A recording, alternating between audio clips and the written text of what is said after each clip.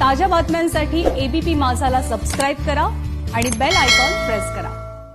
आपण बघा एबीपी माझा थेट जाऊयात पुण्यात, कारण सिरम इन्स्टिट्यूटमध्ये सुरू आहे पंतप्रधान मोदींचा दौरा आणि त्याची ही काही क्षणापूर्वीची थेट दृश्य आपल्याला बघायला मिळतात। ही ताजी दृश्य आहेत पंतप्रधान नरेंद्र मोदी आणि त्यांच्या समवेत सिरम इन्स्टिट्यूटचे पदाधिकारी आपल्याला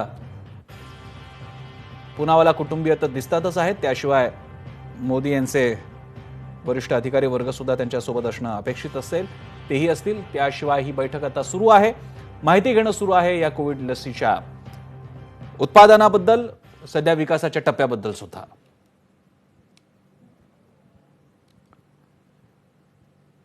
आज देशामध्ये 3 ठिकाणी पंतप्रधान मोदी गेले या लसीच्या विकासाचे टप्पे जे विविध ठिकाणी सुरू आहेत, अहमदाबाद, हैदराबाद आणि पुणे। विविध संस्था त्यासाठी काम करतायत आणि तिथे या लसीचा आता कोणत्या स्टेजला या लसीच्या निर्मितीची प्रक्रिया आलेली आहे याचा एक आढावा घेणं आणि याद्वारे हा एक संदेश जगभरात सुद्धा जातो। हा संदेश जगभरात सुद्धा जातो की भारतामध्ये आता जेव्हा पंतप्रधान एखाद्या इन्स्टिट्यूटला अशा प्रकारे भेट देतात त्यावेळी इनिशियल स्टेजला असलेल्या लसीसाठी कोणी अशी भेट देणार नाही। याच्यात स्वाभाविकच आहे, याच्यात एक गृहीतच आहे की त्या इन्स्टिट्यूटमध्ये किंवा त्या रिसर्च सेंटरमध्ये लसीचा टप्पा अधिक पुढचा गाठण्यात आलेला आहे आणि हा आढावा घेतल्यानंतर बहुधा लवकरच पंतप्रधान देशाला आणि पर्यायानं जगाला एक चांगली बातमी देऊ शकतील कोविड विरोधी लसी बाबतीत। आपल्याला आठवत असेल याच वर्षी एक मध्येच अशा प्रकारे एक चर्चा झाली होती की 15 ऑगस्टला लसीची चाचणी एक घोषणा केली जाईल वगैरे, ज्याच्यात काही तथ्य नव्हतं, तसं होणं अपेक्षितही नव्हतं आणि इतक्या लवकर लस कुठली विकसित सुद्धा होत नाहीत। पण आता 1 वर्ष पूर्ण होत असताना आणि विविध प्रकारे जगामध्ये साधारणपणे 3ऱ्या स्टेजच्या पलीकडे लसीचे विकसनाचे टप्पे जात असताना लोकांच्या मनात हा प्रश्न येणं स्वाभाविक आहे की न जाणो 26 जानेवारीला प्रजासत्ताक दिनाच्या दिवशी देशाला पंतप्रधान पर्यायानं जगाला एक चांगली बातमी देतील का? कोविडच्या या पारतंत्र्यातून एक वेगळा स्वातंत्र्य दिवस हा आपल्या प्रजासत्ताक दिनी साजरा आपण करू का? यासाठी मात्र वाट पाहावी लागेल। सध्या तरी या घडामोडी सूचक आहेत, सकारात्मक आहेत, आशा पल्लवित करणाऱ्या आहेत।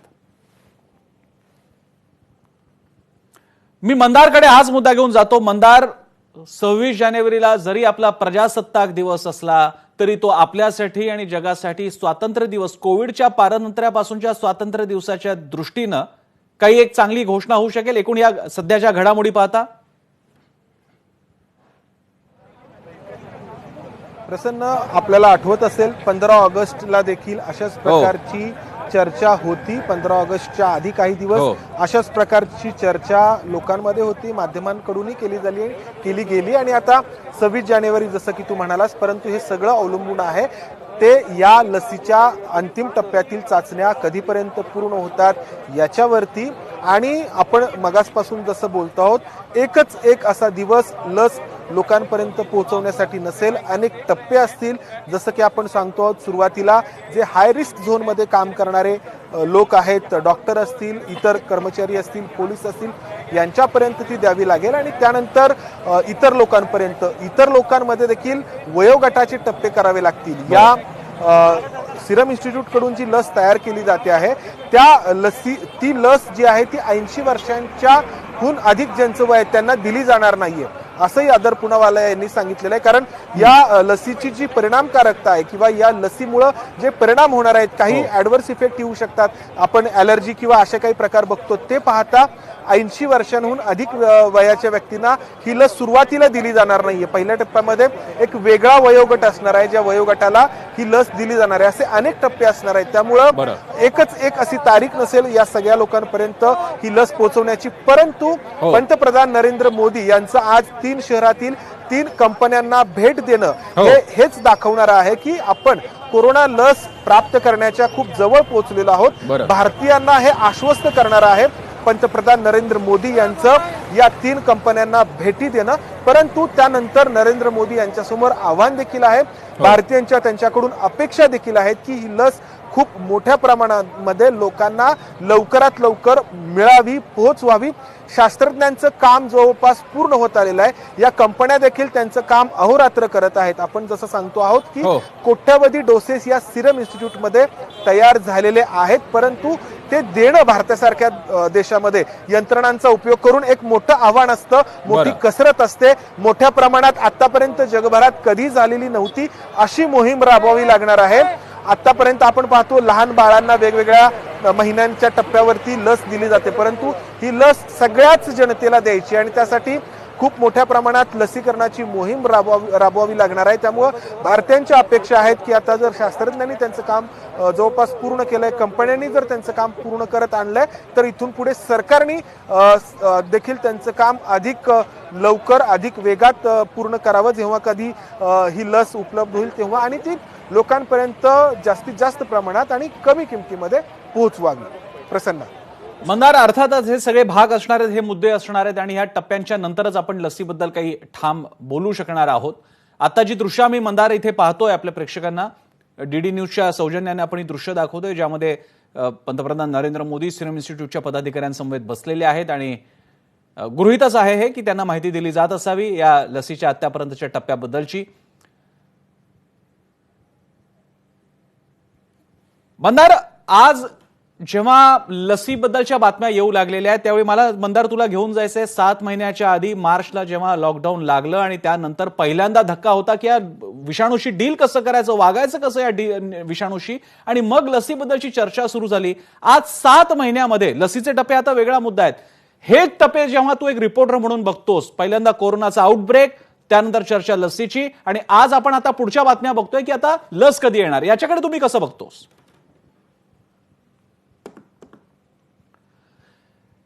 माझा सहकारी मंदारशी आपला संपर्क काही क्षणापुरता तुटलेला दिसतोय, पण आपण त्याच्याकडे पुन्हा जाऊयात।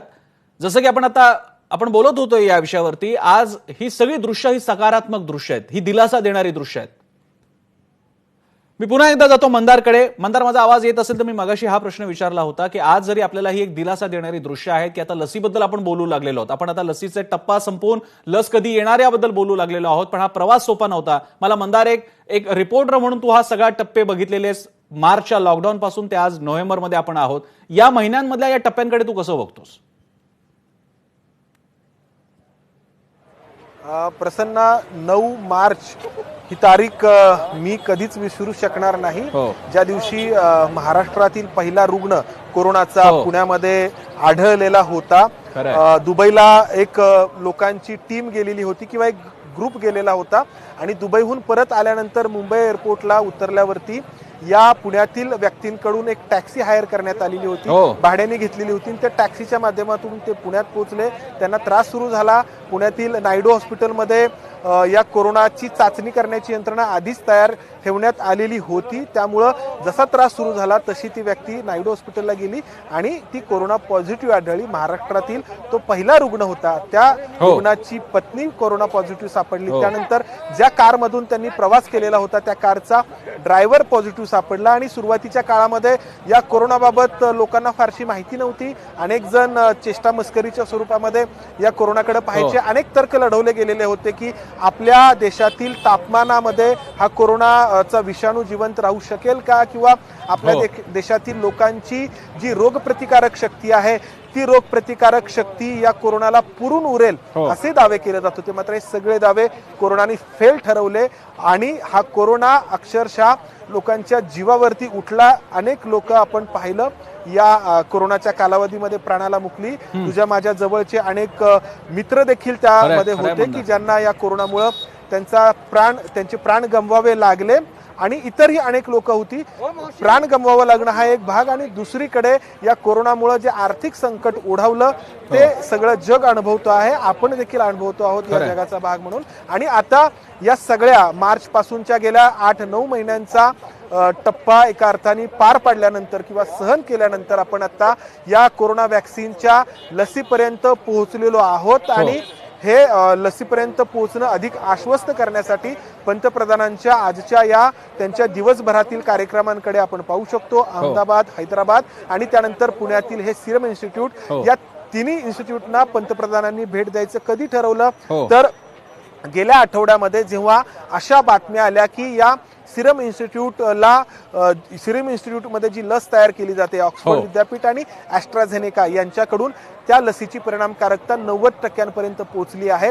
हे जेव्हा सांगण्यात आलं तेव्हा पंतप्रधानांच्या इथं येण्याबाबतचा विचार सुरू झाला आणि इथं येण्याबरोबरच मग अहमदाबादमध्ये जी लस तयार होते आहे, हैदराबादमध्ये जी लस तयार होते आहे तिथंही पंतप्रधानांनी भेट देण्याचा कार्यक्रम आखण्यात आला आणि आज तो कार्यक्रम आपण पार पडताना पाहतो आहोत। खरं तर पंतप्रधान नरेंद्र मोदी यांच्या आधी 27 नोव्हेंबरला या सिरम इन्स्टिट्यूटला 100 देशांचे राजदूत भेट देणार होते, परंतु नरेंद्र मोदींच्या भेटीसाठी त्यांचा दौरा आधी पुढे ढकलण्यात आला। 4 डिसेंबरला हे राजदूत या सिरम इन्स्टिट्यूटला भेट देतील असं सांगण्यात आलं, मात्र काल त्यांचा दौराच रद्द करण्यात आल्याचं सांगण्यात आलं। हा दौरा का रद्द झाला हे कळू शकलं नाही। म्हणजे फक्त नरेंद्र मोदीच नाही तर 100 देश आहेत की जे 100 देश या सिरम इन्स्टिट्यूटकडे आशेने पाहतायत, डोळे लावून बसलेले आहेत। कारण सिरम इन्स्टिट्यूट जगभरात त्यांची लस पोहोचवत असते, वॅक्सिन पोहोचवत असते। मी जसं सांगतो की जगाच्या कानाकोपऱ्यात कुठेही जन्मलेलं बाळ असेल त्यापैकी 65% वॅक्सिन किंवा 65% लसीकरण हे या सिरम इन्स्टिट्यूटमध्ये उत्पादित केल्या जाणाऱ्या लसीच्या साह्याने होतं त्या बाळांना। त्यामुळे इतक्या मोठ्या प्रमाणात ज्या कंपनीकडून उत्पादन केलं जातं त्या कंपनीकडे जगभरातील देश आशेने डोळे लावून बसणं हे साहजिक आहे।